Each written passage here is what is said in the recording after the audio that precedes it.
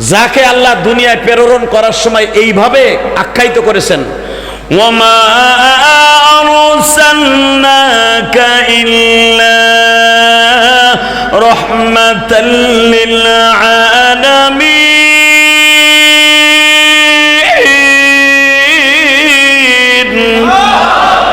ইয়া আইয়ুহান নাবিয়্যু أرسلناك شاهدا ومبشرا ونذيرا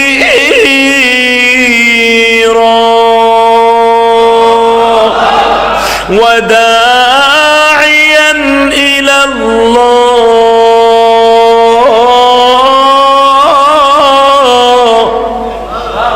وداعيا إلى الله بإذنه وسراجا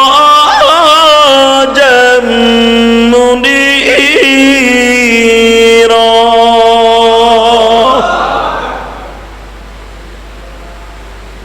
আল্লাহ রাব্বুল আলামিন তার প্রিয় হাবিবকে কত সুন্দর বলে ডাক দিছে, নবী বলে ডাক দিছে।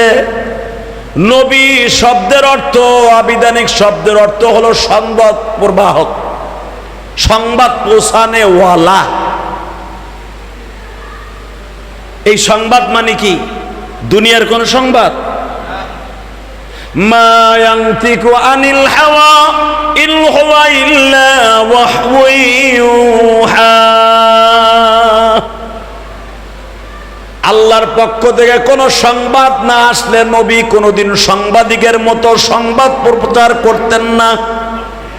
জোরে কোন সুবহানাল্লাহ। দুনিয়ার কোন সাংবাদিকের কাছ থেকে আপনি একটু পর্যবেক্ষণ করে বলেন, তাহকিক করে বলেন, দুনিয়ার কোন সংবাদ কোন দুনিয়ার সাংবাদিকের কাছে, এই অবৈধ সাংবাদিকের কাছে আল্লাহর পক্ষ থেকে কোন সংবাদ আসছে? করে কোন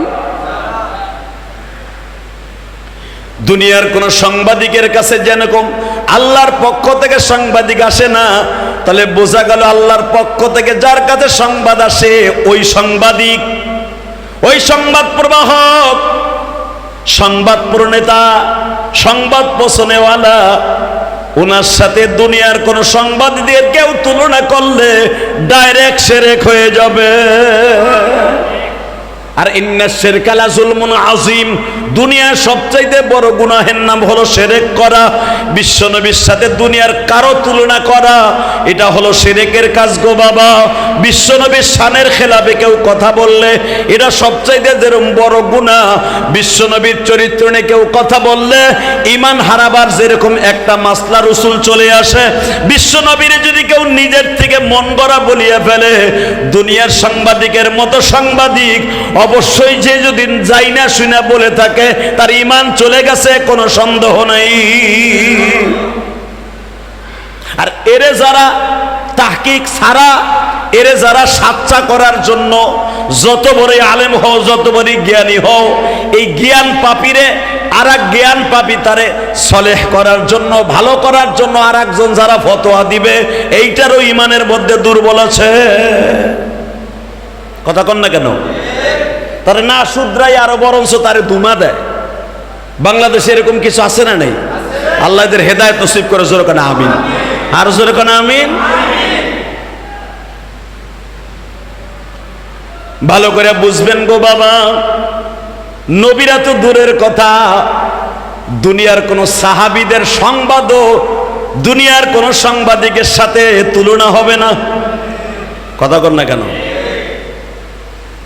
যাদের সাথে আল্লাহর সম্পর্ক হয়ে গেছে, দুনিয়ায় যত ওলি আছে, তাবি আছে, তাদের সাথেও বর্তমান যুগের সাংবাদিকের তুলনা হবে না। বিশ্বনবী তো পরের কথা বেটা।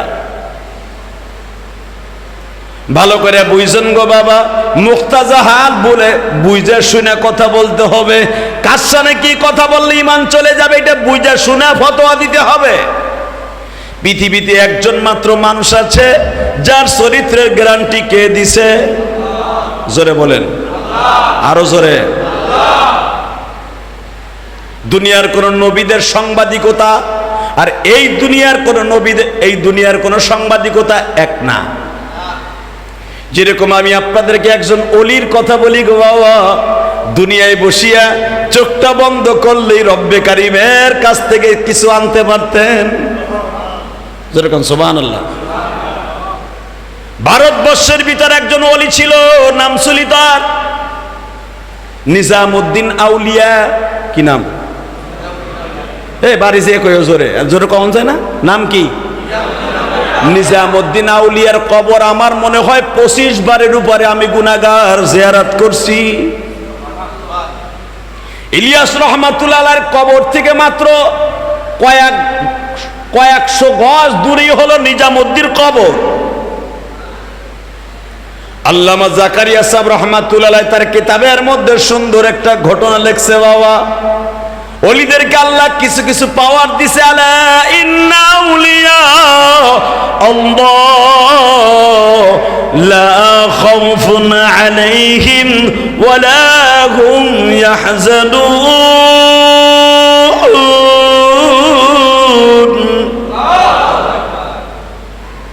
ওলিদের শানে কোরআনের আয়াত আছে না নাই? আলেমদের শানে কোরআনের আয়াত আছে না নাই? ইন্নামা ইয়াখশাল্লাহা মিন ইবাদিহিল উলামা ওয়া তিলকাল আমসালু নাদরিবুহা লিন-নাসি ওয়া মা ইয়াকিলুহা ইল্লাল আলিমুন। এখানে একজন আলেমের কথা কয় নাই, শুধু চরমনায় শর্ষিনা ফুরফুরা কারামাত পলিশনপুরি যত ওলি বাংলাদেশে আছে তাদের কথাই শুধু বলে নাই, কিয়ামত পর্যন্ত যত হক্কানি আহলে সুন্নাত ওয়াল জামাত ওলি আসবে তাদের কথা কোরআনে আছে না নাই? আজকে রাজনৈতিক কারণে ওলিদেরকেও আজকে কষ্ট দিতে বোধ করে না, আছে না নাই? আহলে কোরআন নামে একটা খবিশ আছে, নাস্তিক আছে। এই আহলে কোরআন নামে শুনতে পাইলাম সরমনায় হিসাবের নামে। আমাকে বুঝতে আর বাকি নাই, যিনি লিগাল নোটিশ পাঠিয়েছে সরমনায় শায়েকের বিরুদ্ধে, যাইয়া দেখবেন ও আহলে কোরআনের একজন সদস্য। এই বেটা, শুধু কোরআন কোরআন বলিয়া কোরআনের ভিতরে যা আছে এইটাই যদি মানো, তুমি মুসলমান না, তুমি কাফের। কথা বলেন না কেন? শুধু কোরআনই যদি মানেন, শুধু কোরআনের ভিতরে নামাজের কথা আছে 3 ওয়াক্ত। কয় ওয়াক্ত? জোরে কোন? এক জায়গায় আছে 3 ওয়াক্ত, ফজর, যোহর, মাগরিব। কোন জায়গায় আছে যোহর। এক জায়গায় কোরআন শরীফের ভিতরে কোথাও 5 ওয়াক্ত নামাজের কথা নাই। এক জায়গায় আয়াতের ভিতরে হ্যাঁ 5 ওয়াক্ত নামাজের কথা কোরআনে আছে, কিন্তু খণ্ড বিখণ্ডিত।